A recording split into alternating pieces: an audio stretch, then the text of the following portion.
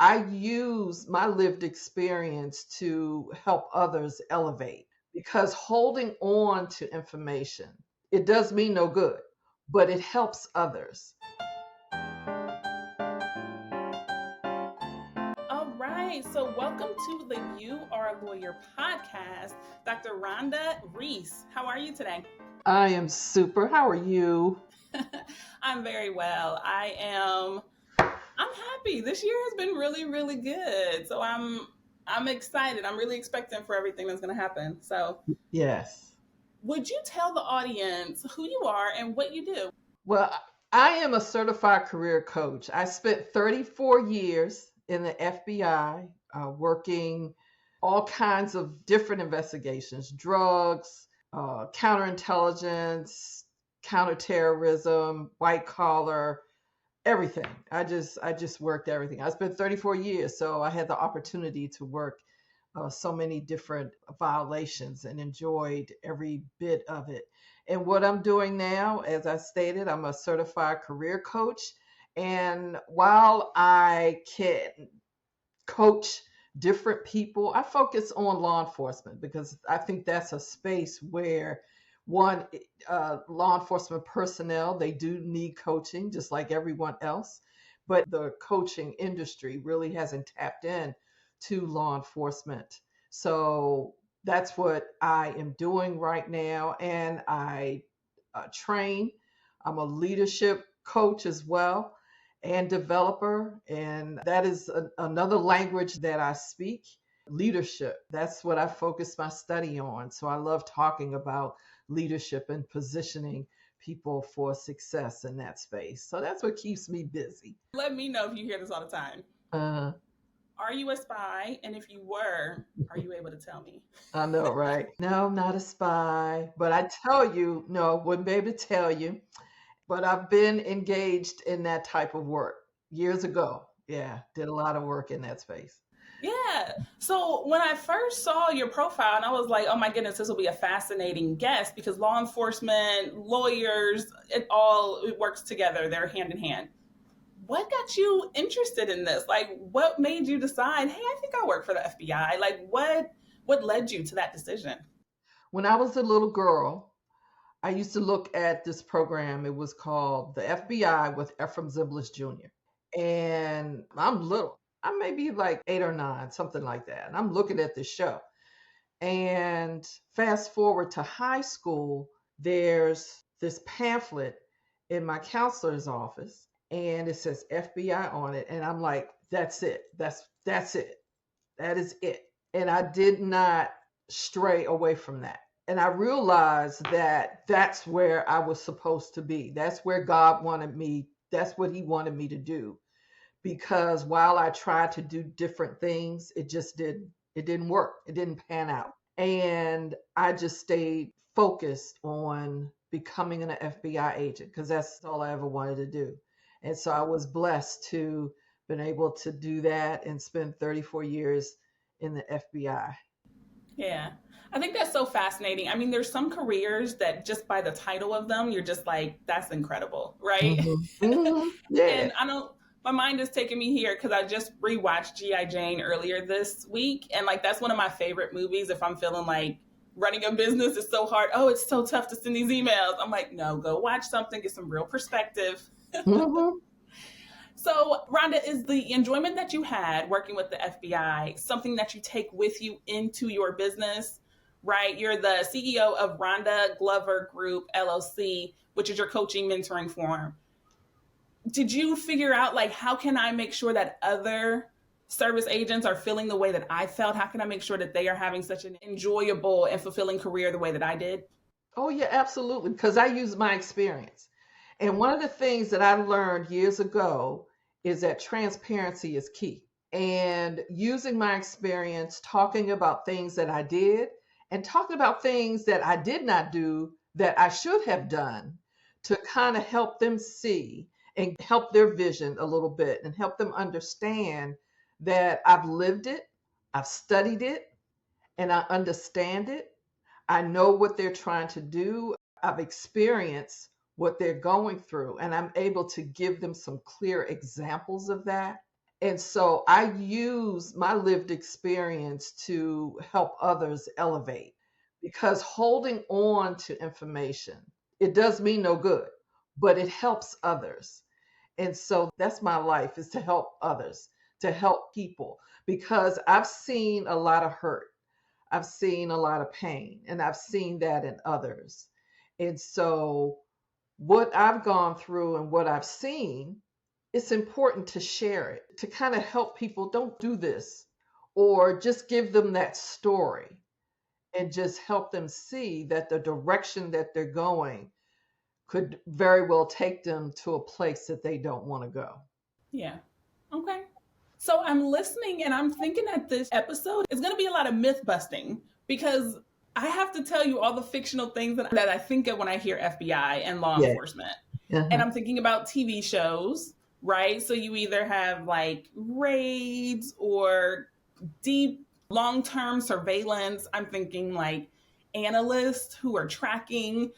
Have you worked in different levels within your 34 careers? Oh yeah. What was that like? Oh yeah. Well, it was gratifying because I was always doing something different every day. Every day. So particularly when I talk to young people, and I tell them that I spent 34 years in FBI, they're just like, "Oh my gosh." They're shocked, because it's a big number to be in one agency. And they're exactly right. But when you start peeling back and taking a look at my career and the different things that I did and how I grew in the FBI, you can start to understand that, well, you didn't do just the same thing every day. It was fun. Now, let me tell you something. It was not always roses. There was struggle. Sometimes there were tears, but the aftermath, it was gratifying, because it was a lot of work. It was a lot of positioning. It was a lot of digging my heels in and really focus on doing my best and not worrying about trying to work twice as hard or three times as hard. No, it was about focusing on doing my best. So if I did not get what I was reaching for, I can say I did my best. I did my best. I mean, you may need to work three times, right? But just do your best, because your best may be more than that. Yeah, and I think that's a really powerful statement that you made, that it wasn't easy, it was a lot of hard work, but that it was worth it. And I Mhm. feel like that goes back to the fact that you've always wanted this. Like Mhm. when you can see what you want, it pushes you through all those terrible days or like the difficult moments or the Mhm. times that you cried, because you're like, this is what I said I wanted. And this Mhm. is a part of what it is. Right. So Exactly. you got to take it. Right. It's part of the journey. It is definitely part of the journey. And just one of the things that, as a coach and as someone that spent a few years, decades in a law enforcement organization and then in the profession, the regrets that I have are regrets that I did not have the opportunity to connect with other women that look like me, that decided that they needed to leave, or they were in a place of struggle. And when I eventually meet them, I think I said, man, I wish I had gotten to you before you left. Because a lot of the people that go into the FBI, some of it is part of their dream, and a lot of people know it wasn't part of their dream. They just see it as this. It's just, okay, let me try this. Someone suggested that I try, so let me just try. But just like me, I this is all I ever wanted to do. And so you're going to run into people that this is all I ever wanted to do. But what happens is that when you know that this is something that you wanted to do, and then you get into it, and then you get to that supervisor or you meet that other agent, and they are just out of order with you, or they say, they're just not kind, or they're not a good leader, they're not a great manager. All of those kind of things can really bring you to your knees. But there are strategies for you to continue to keep going. I remember one young lady who left the bureau. She had been in I think close to 10 years. And her supervisor, she's like, I can't take it. I just can't take it. And I'm like, I wish I had got to her before she left. So, but I really am intentional about helping people get out of their own way, because sometimes we get in our own way on things and not doing some of the things that we know that we should be doing in order to make uh, what we're involved in better. Yeah. Yeah, absolutely. And so, how do you find clients? Is it referral based, or do you only work with clients in a certain area or nationwide? Oh, nationwide, global. Any, oh yeah, I work with anybody, anywhere. And so the cool thing about what I mean, I'm coaching is coaching, but my niche is career coaching. But my emphasis is on law enforcement. But I can coach anyone, anywhere, anytime. And so, and the way that I get my clients referral, and I just put myself out there. And so I really monitor my coaching efforts. I really, because I could get thousands of clients if I wanted to do that. But I really want to keep it at a level that I can really operate in, because I do training, I do seminars, speaking. I have speaking engagements, and so I love doing that. I love writing, all of those kind of things, and I want to continue to be able to do that. And so I'm also married, so I have to, take care of my husband. Yeah, you want to keep your life the way that you've built it. Right. Exactly. Yes, exactly. But just really kind of monitor the priorities, because work-life balance, there's no such thing. No, no. It's all about priorities.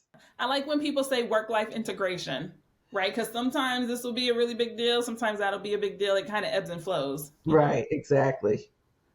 So Dr. Reese, and sorry, I'm calling you everything, Dr. Rhonda Glover Reese, Dr. Reese, Yes, that's fine. Rhonda. You look, just call me Rhonda. Call me Rhonda. Okay. So after working with the FBI for 34 years, what was it about that experience and the different roles that you had that made you feel like you could go be a coach and a mentor? Was there one decision, or was it the lifetime of decisions? One, I prayed on it. I did. I prayed on it because I had thought about retirement like years before I retired. And I knew that I wanted to do something, but wasn't quite sure what I wanted to do. And I'm sitting in my office and I'm getting all these phone calls just one day, people calling me, Rhonda, I need you to talk to this person. I need you to talk to that person. I need you to connect. Can you talk to this person? And it's like it was mentoring. It was mentoring, and it was that coaching piece. And I'm like, that's it. That's what I think. Thank you, God. Thank you, Jesus. Thank you for giving me that vision and using what I'm great at mentoring and coaching, particularly in that law enforcement space, and just even other spaces as well. I'm good. I'm great. So, what is it that makes you so great? It's using my experience and really also paying attention to what they're saying, just listening and just really focusing on them. Coaching is about holding people accountable and helping them come up with their next steps. That's the difference between coaching and mentoring. Mentoring, that's me sharing my background, what I did, or even offering that advice. Whereas coaching is helping that person that you're engaged with, them coming up with it and then holding them accountable. And that's the difference. But I'm able to get into that space because throughout my career in the Bureau, and particularly the last 10 years, I saw a lot of pain and I saw a lot of challenge. And I saw it in people, in employees, and people that I worked with. And they tend to work in a space of negativity. They were able to get the work done, but the environment was just didn't feel good to them. And I was able to help people through that the best way that I could. I was able to do that. And in doing so, years later, I get feedback from people. Just I remember the conversation we had. Thank you for that. I was talking to a young lady yesterday, and she called me out of the blue, and she said, "You've always been my mentor from the very beginning." That just puts gas in my tank. And that just tells me, okay, you're great at that. Keep going. Don't stop, Rhonda. Keep going. Yeah. Great. Okay. So, Rhonda, what are some common challenges that you help people with, whether that's specific to law enforcement or just career coaching in general? Anything that you can share and still being discreet. Yeah, absolutely. The fear, people experiencing fear, the next steps, the unknown, and helping them through that. That's what holds a lot of people back, that fear, not getting beyond that. Fear is false evidence appearing real. That's what fear is. More recent example is a young lady I just recently met, and we talked about her going back to school, how she really wanted to go back to school, and I just kind of coached her through it. We talked about it. Let me tell you, when we had this conversation, it was maybe like the 31st of December. Okay. It was the end of the year. Mm-hmm. She's now in school. Oh, I love that. I know. She's in school. Yeah. Because she took the steps. Because, see, and there were things in her way. Mm-hmm. And I just kept, don't stop. Keep going. We talked about that fear, and she had fear. She had that. But she's now in school. Yeah, I have a number of coaches that I've worked with. I had like a business scaling coach, I had a career coach, I had a podcast coach. And one thing that I found to be quite difficult was that you have to find someone that you can trust and be vulnerable with. Right. And so once you find someone, once you get connected with Dr. Rhonda and you're like, I can actually talk to you, I think it makes it easier to take the steps and do what you said you're going to do. Right. Because you're not just lying. You're like, I'm actually able to reveal myself and I trust what you're going to say back. And yes, I will go in and get in school. Yeah. That part is invaluable, but that's one of the biggest pieces. Yeah. And the cool thing with me, particularly when I'm coaching, I get permission from the client. When I hear some place where I can mentor, and I ask them, I said, do I have your permission to mentor? And they say yes. And I go in because I'm able to use my experience to bring clarity to kind of help them see. So, and that's just me. That's me being vulnerable. That's me sharing what I've done. And again, what I haven't done and what I should have done. I've been part of shoulda, woulda, coulda, the national, and it's an organization that I created, the National Association of Shoulda, Woulda, Coulda. And you've been in that space where you should have done things and you didn't do it for whatever reason. And so a lot of times that fear comes into play. You don't think that you have the capability of doing something. And so it does. It gets in your way. And so you have to sometimes connect with a coach. Sometimes you have to connect with someone that you can have that conversation with to help you understand and bring clarity to your situation. So it kind of moves you forward so you can get beyond where you are and get to where you want to be. Yeah. Something that a person could have been struggling with for 2 months, a coach can see and they can figure it out in 20 seconds. Right. And it's just like, how did you do that? But it's from the experience, it's from the trainings, it's from all of it. Yeah, absolutely. And it's helping them see that they can do it. Because I tell you, there are distractions that can keep you from your greatness.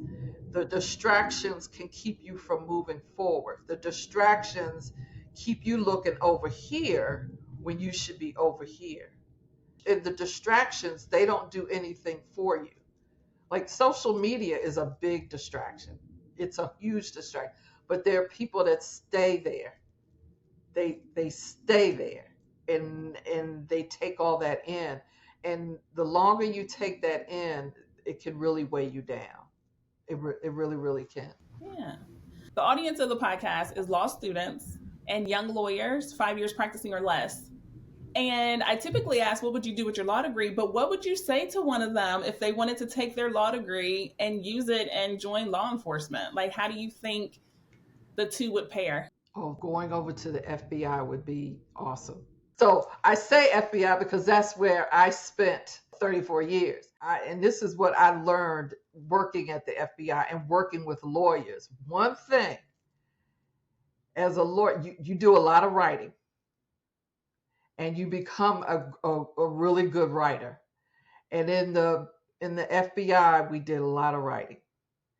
And that's one thing.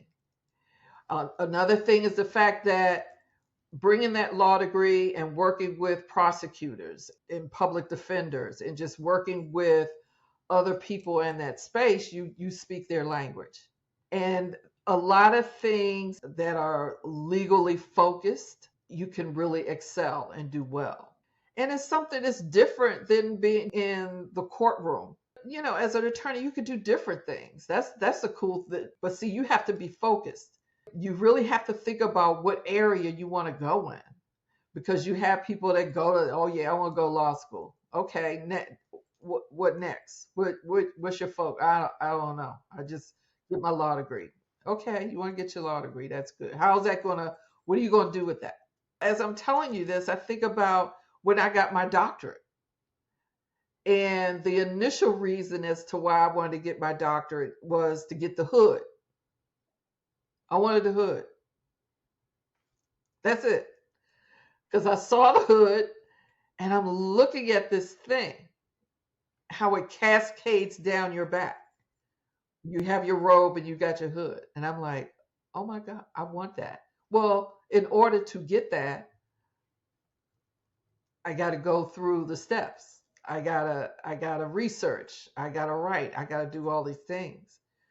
But as I started in the process, I went through that shift and recognizing that while that hood, me thinking about that hood, started me on my journey, the reason why I got my doctorate was to help others, to help them elevate to leadership, and to help them understand that there are things out there that you can do to become a leader and be a better leader and to go higher and to elevate. There are things that you can do. And so I spend my time talking about leadership and talking and particularly talking to women that look like us. But one of the things that came out of my study is that it applies to everybody. Men, women, it didn't matter. Race didn't matter. It was all of these things that you needed to do to become a great leader, to position yourself to go higher. Yeah. Okay. So my very last question, and we'll end on this. Rhonda, what would you say is one of your favorite quotes or affirmations about leadership that you think the audience could use? Oh my gosh, I have so many. I had a feeling. That's why I was like, this will be good. Yeah. Oh my gosh. Getting in the arena. If you can't get in the arena, leadership is not for you. Leadership is getting in the arena. All right, so give me more. Getting in the arena to fight? Let me say more. Right. This is a take on something that Theodore Roosevelt talked about, right? Being in the arena. But folks are focused on you. But then sometimes it's going to be where they're going to cheer, or they're going to throw rocks. But you got to remember that they're in the stands. They don't get what you're doing out on the field. They don't get what you're doing while you're in the arena. They're not taking the hits. They're not falling to their knees. They're looking at you. One of the things that has really helped me see that so much. I love football, but I didn't understand the rules. Look, I had season tickets to the Commanders. Season ticket, good seats, awesome seats, but didn't understand the game. I knew when there was a touchdown, and if something else happened and everybody around me, they jumping up, I jump up too. But the last couple of years, I started to really learn about the game through the help of my husband. I learned about the game and what goes on the field. Sometimes you can't see it from the stand, but you always got something to say. But being in the arena, you're going to have to take the hits. People are going to question you. People are going to look at you some kind of way. They're going to say things about you. You know, they may not feel good. You're stepping into that space of courage. That's what being in the arena is all about. And if you can't take the smoke, don't get in it. Don't do it. Don't get in the arena. I love that. It is so easy for us to comment and judge from the sidelines. Uh-huh. And it's a completely different thing to be out there. Yeah. Oh yeah. And that has happened to me where I've allowed my own self to keep me from moving forward. And so I really pay attention to those that are in that leadership space, and I read a lot, and I just really trying to get it all in, and that has helped me move forward. Yeah, I love that. Thank you so much. All right, Dr. Rhonda, thank you so much for sharing. I know you are definitely going to inspire everybody to get out of the stands and get into the arena. Yeah. Okay, after you understand what the arena is about, Yes. don't just jump in, Yes. right?